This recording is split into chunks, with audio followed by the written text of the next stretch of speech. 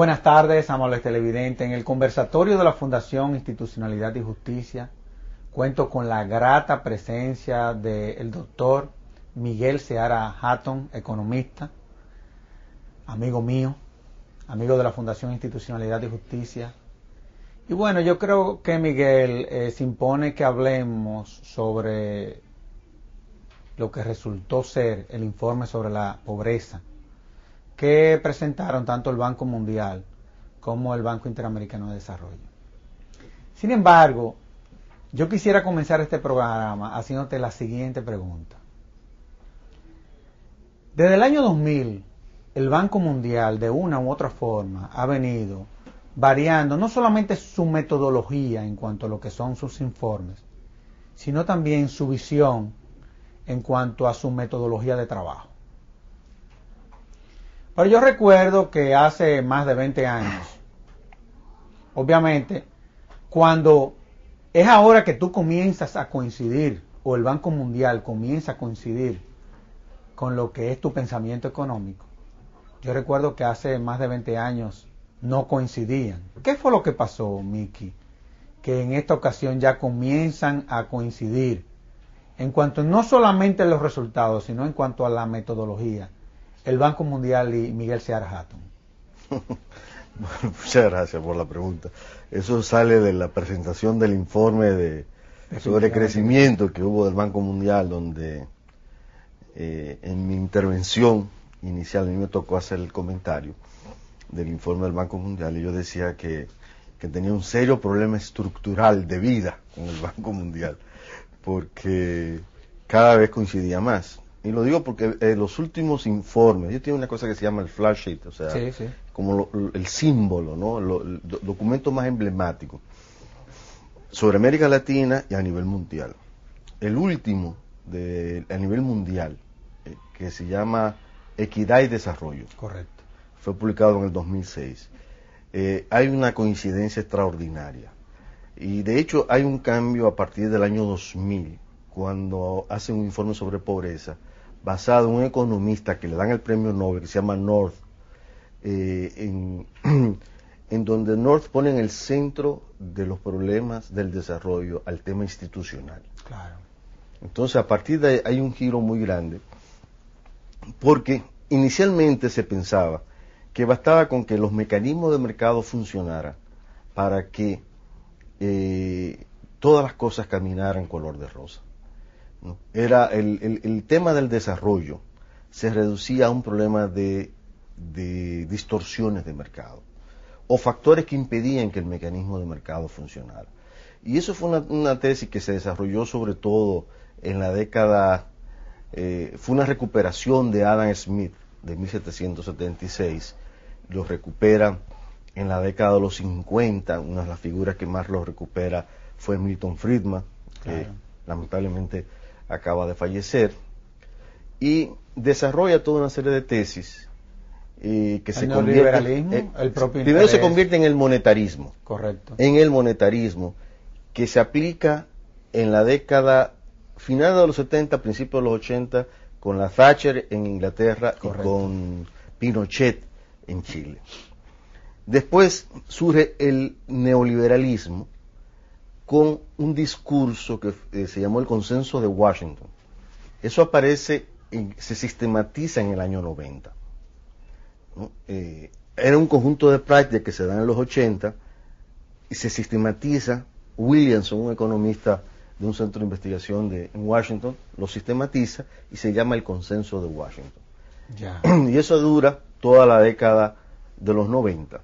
En esos 20 años de aplicación, sobre todo en América Latina, que fue el continente que más aplicó el recetario neoliberal, resulta que la pobreza aumenta en más de 20 millones de personas. Increíble. Como resultado, en gran medida, de ese marco institucional. Y empieza una gran crítica y una gran revisión. Y hoy día el neoliberalismo es parte de un anacronismo intelectual en todos los medios, digamos, académicos y de pensamiento, está totalmente desplazado. Pero sobre todo la idea era, la base de la crítica era el tema del mecanismo del mercado. ¿Por qué? Porque el mecanismo de mercado se suponía que operaba en un vacío institucional. Y que la gente, cuando entraba en ese vacío que era el mercado, todos éramos iguales.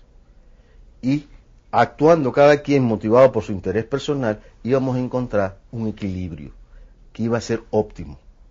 Entonces toda la política económica se reducía a querer remover lo que impedía que el mecanismo de mercado funcionara. Pero ¿qué pasaba? Que cuando la gente entraba al mercado, entraba con todo un peso institucional detrás. Y el mercado estaba construido sobre unas instituciones que reflejaban inequidad, que reflejaban poder, ¿no? Y que ese poder y que esa inequidad se traducía en la llamada fuerza del mercado.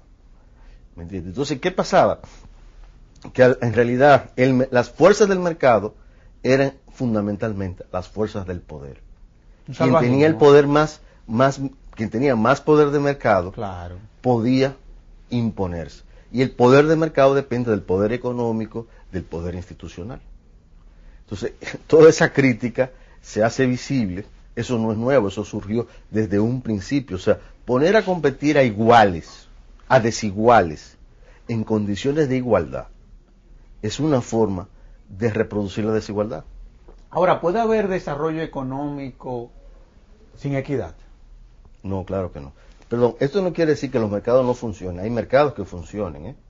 O sea, hay ciertos mercados. O sea, el intercambio del mercado es como el intercambio, como lo que estamos haciendo nosotros ahora, como conversar. Es un intercambio de ideas. Claro, claro, claro. Y eso tú no lo puedes prohibir ni lo puedes limitar. Ahora, eso no quiere decir que tú y yo reflejemos fuerzas, pensamientos, actitudes diferentes, ¿no? Lo que pasaba es que en esa lógica del mercado simplemente reconocía el hecho de que tú y yo estuviéramos conversando sin reconocer lo que estaba detrás. Claro, y de una u otra forma no se tomaba en cuenta la institucionalidad, si se quiere. Y la equidad. Definitivamente. Ahora, cuando uno lee el informe, la verdad es que ese informe, por lo menos a mí me puso muy nervioso. Vamos a ver. Tú te encuentras con datos como lo siguiente. Que desde el punto de vista de lo que son las metas del milenio, el 2015, evidentemente a nivel de lo que es la educación, nosotros no vamos a cumplir la meta. Vimos que ciertamente, bueno, de un 22 subimos a un 53% en los niveles primarios y vimos que en los niveles secundarios hasta un 60%. Oye, pero tú te encuentras, por ejemplo, que para tú hacerte bachiller en la República Dominicana, tú tienes que durar 3.5 años más que lo que se dura en los demás países del área. Y eso se debe de una u otra forma a el nivel educativo, es decir, hay un índice de repetición de cursos muy alto en la República Dominicana. El problema no es cuantitativo, sino cualitativo, sí, de la educación. Sí. Entonces, uno de los activos fundamentales para tú lograr el desarrollo de una nación, y eso está comprobado, y es uno de tus argumentos, es precisamente la educación.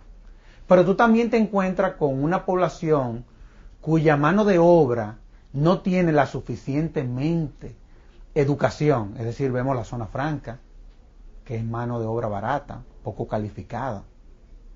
Miki, ¿qué vamos a hacer en la República Dominicana? Porque la verdad es que nosotros estamos en una situación compleja. Yo creo que este informe del Banco Mundial registra dos tendencias importantes. Una, ha aumentado la cobertura, ciertamente, y ha aumentado el tiempo que una persona dura en la educación, en la escuela. Lo que ha pasado es que el tiempo que dura no se corresponde con el tiempo, con los cursos que completa. Claro. ¿No? Una persona no dura los 12 años, o sea, de primaria y bachillerato, ¿no? Sino que para completar los 12 años tiene que tirarse, qué sé yo, 17 o 18 años. Y ese es el gran dilema en la República Dominicana. Nosotros tenemos altas tasas, de las más altas de América Latina, en cuanto a cobertura, claro, ¿no? Pero tenemos una de las más bajas tasas de completar el ciclo de los cursos, ¿no? Y el objetivo de desarrollo del milenio lo que te plantea es completar el ciclo de los cursos. Ahora, ¿qué es lo que ha pasado con la educación? Lo que ha pasado es que la educación es un derecho, ¿no? que tiene valor por sí mismo. Pero también la educación es un medio para poder desarrollar. Claro. Entonces, ¿qué ha pasado? Que en el país los modelos de desarrollo, los modelos de crecimiento, más que modelos de desarrollo, los modelos de crecimiento, los ejes dinámicos de crecimiento, no son demandantes de una mano de obra calificada. Por ejemplo, uno de los hallazgos que tiene ese informe del Banco Mundial es que el capital humano, o sea, la calidad de la fuerza de trabajo, como factor que explica el crecimiento de la zona franca y en general de la economía, es muy bajito. Es casi insignificante. O sea, no es un factor que explica el crecimiento. Y lo mismo pasa con el turismo. O sea, la calificación promedio en la actividad del turismo y en la actividad de zona franca, que son las dos actividades más dinámicas que hemos registrado, no son demandantes de una mano de obra calificada. ¿Y es la calidad de la mano de obra la que te va a determinar el modelo económico? Lo que pasa es lo siguiente, que hoy día ha cambiado la naturaleza, los factores dinámicos del crecimiento y del desarrollo. Hace 20 años, por ejemplo, si hubiéramos tenido esta conversación, el centro hubiese estado en discutir la posesión de alguna materia prima. Ya. Fíjate que la única materia prima que hoy tiene un valor estratégico es el petróleo y provocó una guerra. Claro. Poseer el petróleo ha provocado una guerra, ¿no? Pero ahora, ¿cuál es la fuente de riqueza? Es valor agregado. El conocimiento, la habilidad, la tecnología. Y el portador de ese conocimiento, de esa habilidad y de esa tecnología es el individuo. Entonces, si tú tienes un individuo que no está en condiciones, porque no se nutrió bien, porque no se formó correctamente, ¿no? Porque no tiene acceso a una debida estado de salud, porque no está nutrido, etcétera, ¿no? Ese va a ser muy mal portador de esas habilidades y de ese conocimiento y de esa tecnología. Hoy día lo que vale en cualquier computador o un celular que tú tienes en el bolsillo no son los alambritos. Definitivamente que no. No son ni el plástico, ni nada de eso. Eso probablemente podrá ser, qué sé yo, el 10, el 15% del valor del celular. Lo que vale es el conocimiento aplicado ahí. Claro que sí. Ahora, en la República Dominicana, el informe revela lo siguiente. Nosotros tenemos una ley general de educación que establece, por ejemplo, un presupuesto que tendrá que ver con el PIB o un porcentaje del 16% del presupuesto nacional. Sin embargo, el informe revela que nunca ni siquiera hemos llegado a ese 2% del PIB. Al 4%. Perdón, del 4%, un 4% y no hemos llegado a un 2%. Exactamente. Pero también vemos que en lo que es el sector educativo hay altos niveles de corrupción, en el sentido de que quienes tienen que impartir la educación ni siquiera cumplen con un horario, y ese estudio inclusive se hizo y se difundió. La escuela ha dejado de ser el fundamento del maestro y el maestro ha dejado de ser educador.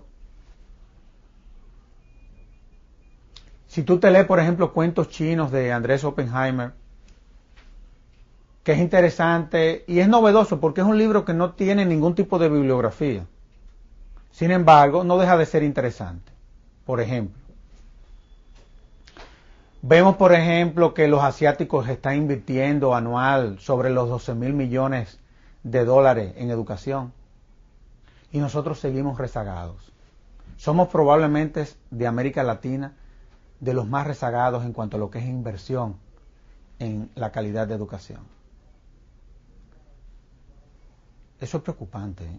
No, claro que sí. Eso es preocupante. Y lo peor de todo es que si suponte que tú decides hoy, suponte, nos pusimos locos en este país, y se decide hoy mejorar la cohorte que inicia, digamos, en septiembre del año próximo, ¿no? O que movemos el curso que empieza en enero, ¿no? Tardaría alrededor de 15 años tú sentir el impacto, o más, 15 o 20 años. Entonces tú tienes que tener una estrategia en varios niveles. Tú tienes que tener una estrategia de reestructurar las bases, ¿no? Tú tienes que tener una estrategia de reconversión de la mano de obra. Claro. Hoy día, ¿entiendes? Para adaptarla a las nuevas condiciones de mercado. O sea, tú necesitas condiciones de corto plazo, cambios que sabes que necesitas inmediatamente y promover cambios para ser sostenible a mediano y largo plazo. Es decir, que es un proceso muy lento. Ahora, hay que reconvertir totalmente. Toda la sociedad. Aquí va a haber que vivir una perestroika sin lugar a dudas. Así es. Parece ser. Porque tú te encuentras, por ejemplo, en el informe con los siguientes datos también en cuanto a lo que es desarrollo humano. Porque estamos dejando de ser seres humanos, que es lo que somos, antes de ser cualquier cosa. Así es. Tú te encuentras, por ejemplo, los índices de mortalidad materna. Eso es alarmante, ¿eh? De 229 que teníamos hace unos años, disminuimos a 178. Pero de conformidad con lo que es el reto del milenio, debiera de ser 28 por cada 100.000. No solamente eso, fíjate, esto es un país que tiene un nivel de parto asistido del 98%. Es decir, Sí. el 98% de los partos que se producen en la República Dominicana se dan asistidos por personal especializado. Claro que sí. Y un país que tiene esos niveles de asistencia, de parto, o sea, de personal profesional que sabe de estas cosas, asistiendo a los partos, deberíamos tener, ¿no?, un resultado en términos de mortalidad materna mucho más bajo. ¿Y qué es lo que está pasando? Bueno, tienes un problema, o sea, el problema de la falta de institucionalidad, de las debilidades, de la cultura, de la irresponsabilidad, es algo que atraviesa toda la sociedad. Y el problema del Estado, por ejemplo, ¿es un problema de gerencia, es un problema de corrupción o es un problema de institucionalidad? Yo creo que el Estado dominicano no son marcianos, ¿no? O sea, hay un concepto de Estado como tal y del gobierno, ¿no?, que encarna ese Estado. Entonces, ¿qué ocurre? Que esos actores que son el gobierno no son marcianos y son parte de toda una cultura política y de toda una cultura institucional. Entonces, yo no dudo que individualmente haya individualidad de gente muy seria, muy honesta, muy capaces, pero cuando se involucren en esa cultura política, Da la impresión de que hay una estructura mafiosa inclusive. es muy difícil cambiarla, ¿me entiendes? O sea, es muy difícil que esa persona, que aunque tenga valores y prendas morales e intelectuales tremendas, cuando entra en esa cultura, se tiene que acomodar o no está dispuesto a rebelarse frente a esa cultura. Y por eso tú lo ves, por ejemplo, en el caso del presidente de la República, que justifica el clientelismo. Él me dice, yo tengo que ser quien, tengo que repartir dinero porque la gente me viene a pedir. ¿Me entiendes? Tú dices, bueno, es cierto, la gente viene a pedir, pero la respuesta no es darles, sino vamos a construir mejores hospitales, vamos a tener mejores fuentes de trabajo, vamos a tener mejores